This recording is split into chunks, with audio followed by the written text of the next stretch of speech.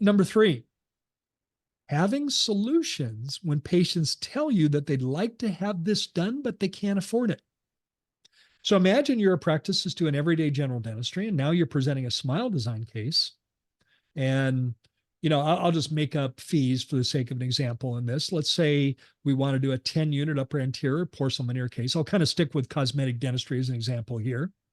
And let's say your veneer case is $1,500. Well, if we're doing 10 units, Aaron, run the math on that. That's a $15,000 case. Mm-hmm. Now, imagine that the patient says, Doc, I'd love to have this done, but I can't afford it. Now, I'm going to suggest a couple of solutions here. One would be simply practical financing options. Have some options in your practice where the patient could have that $15,000 case, and maybe it's $250 a month. It's a payment plan. There's all kinds of great payment options. I'm a fan of Care Credit. Care Credit offers interest-free financing.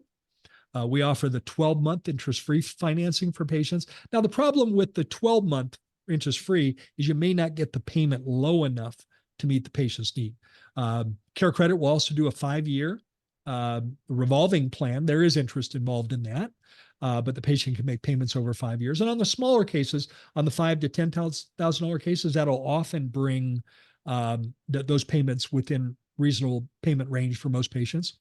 On that $15,000 case, I like another one called Proceed. Proceed is a patient financing program that'll go up to 96 months. They'll finance up to $75,000, and they'll go up to 96 months. And that'll take that $15,000 case and bring it down to a payment around $225 to $250 a month, depending on the amount of time they want to finance that. And now that's not chump change, Aaron. I recognize $250 is not chump change for everyone, but there's a lot of people. It's like, well, wait a minute, I can't do 15 up front, but I can pay $250 a month. Now we've made it reasonable. Now I'm also going to go the other way and talk about other clinical options. And for example, on that veneer case, if it happens to be an additive case, the patient has spaces, you could learn how to do direct composite veneers and offer that alternate if it was appropriate for the patient clinically. And by doing direct composite veneers, we can now do that at a much more affordable fee. So that $15,000 case could be a third of that or less. And all of a sudden the patient, well, I couldn't afford 15, but I could do 4, I could do 5. And that might be a good example as well. Another example of a clinical option, this is something that Leanne Brady teaches really well at the Pankey Institute, and John Kois teaches really well at the Kois Institute. And that is, we have materials now for complex restorative dentistry. Naren, we have materials now in the form of provisional materials that allow you to do almost every case by quadrant. So Naren, if we take a $40,000 case and the only option is pay 40 grand or come back later, what is going to be the answer with a lot of patients? Come back later, which never happens. Well, they do the kitchen instead. Then they buy the new car, and then they do the European cruise. Yes. So no, they're not going to do it. But if you can break that down into quadrants, and I won't get, I'm not a clinician, so you'll have to get this from Leanne Brady and from Frank Spear, or from John Kois. But they tell me that with the materials we have today, almost every case can be broken down by quadrant. And if we start with quadrant number 1, Aaron, that's 10 grand. And guess what happens when starting with that becomes an option for the patient? What might we see a lot of? Yes. Hey, I can do that. What we found, and there's some good data to support this, is maybe the patient thinks, well, I'll do a quadrant a year. Well, how long would that case take, Naren? If it's 1 quadrant a year, how long is that going to take? 4 years. Yeah. But what happens is they're so excited about what's happening, they want to have it done sooner. So what was going to be 4 years ends up being 12 to 18 months. And they move it up quick. They want to have what they have. It's kind of like polishing, 1/4 of your car. when we polish and wax 1/4 of your car, you want to get the other 3/4 done, right? Same kind of thing happens here. So think about that. Think about having options available, financial and clinical, that make it more accessible to patients. Number 4, fully educating your team. Because there's a lot of discussion that goes on, doctor, between your patients and your team members that you don't hear. You leave the room and your patient turns to your dental assistant and says, this smile design thing, this thing, what do you think? And now imagine a team member that's not trained on that. What might that team member say? She might say, well, I don't know. We haven't done much of that.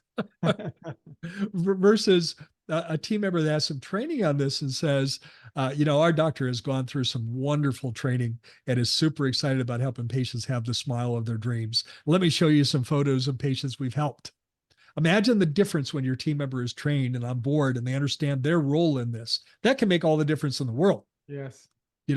I've been in offices when the patient says, I'd like to have my teeth whitened. Do you guys do teeth whitening? And I've heard a new assistant say, I don't know, I'm new here. Well, we just imagine a balloon, Naren, where we take a pin and we just pop it. What have we just done? We just took all the air out of the balloon. Yes. Instead, imagine your new dental assistant who's been trained on this says, oh, teeth whitening is something that we love helping our patients with. We've got some great options. Let me go through the options with you. Make sure we train our team. Next, I'm on number 5 here, is having a comprehensive marketing plan that will allow you to attract the right people in the first place. Imagine attracting a patient for cosmetic dentistry that says, hey, I've searched around. I found you guys. It looks like you guys are good at this. I'd like to have my smile improved. Instead of trying to sell it to someone that we don't know if they're interested. Makes all the difference in the world. And the best way to do that, in my opinion, is to master organic search engine optimization through Google. So you show up on page 1 when a patient is looking for whatever service that you can provide. They show up on page 1. Naren, it's so cool to talk to people that are already interested. Would you agree? Yes. Let your marketing do the screening. And you can do that through mastering organic search engine optimization. And I can't think of a better resource than Equa to do that. It's a great resource there. And finally, I'm going to circle back, number 6. One of the reasons people stumble on being able to do more of the kind of dentistry they like to do is not using photography. And I'm going to talk about 2 different ways. I want you to have before and after photos on all your cases. Naren, I quite literally cannot tell you how many times I'm working with the doctor and they say, I had good intentions of getting photos, but I haven't gotten them. Well, I don't care. Put that behind you and starting now, get serious about photography. Make sure we have befores and afters. Imagine how different it is when you have a patient. Let's go back to the cosmetic dentistry. When you have a patient that, let's say, she doesn't like the color of her teeth and she doesn't like the shape of her teeth.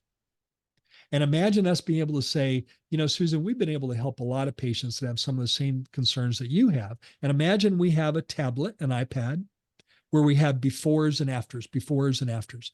And imagine I quickly go through and imagine they're organized by category. So in the cosmetic section, they're organized by shape and color. So I can pull up 5 cases that we've helped people that had same kind of concerns with shape or color. And we say, we've helped other people with this. Let me show you. Before, after, before, after, before, after, before, after, before, after. What kind of impression does that make on the patient? It's an amazing impression, especially on the website too, right? Like imagine you want to do more veneer cases, right? But I go to your website because let's say you're ranking really well on Google. I don't see more than any cases. Like most practices don't have a single case. But on the other hand, there are some practices, some of our clients, they have 10 cases. They have the full face after picture, which is the money shot, plus the before, close up, plus before full face.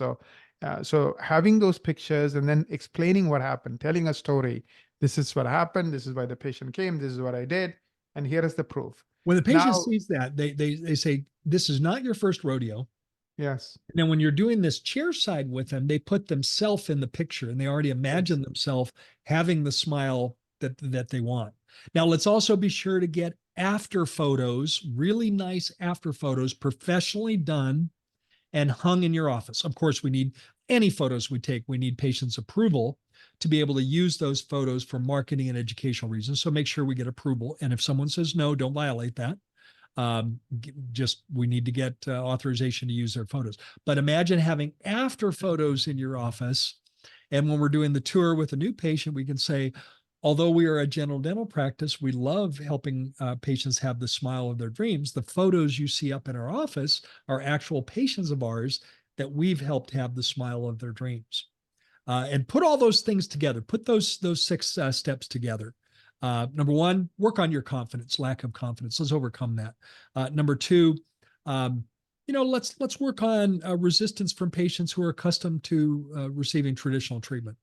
Number 3, having solutions when patient says, I'd like to afford it. I'd like to do this dentistry, but I can't afford it. Both financial as well as clinical options. Number 4, fully educating your team so every team member knows what their role is in this, and they are as enthusiastic and excited about it as you. Number 5, a comprehensive marketing plan to attract the right patients in the first place. And number 6, get serious about photography. And don't punish yourself in the past. Give yourself grace. Can't go backwards, but you know what? We can get those photos moving forward.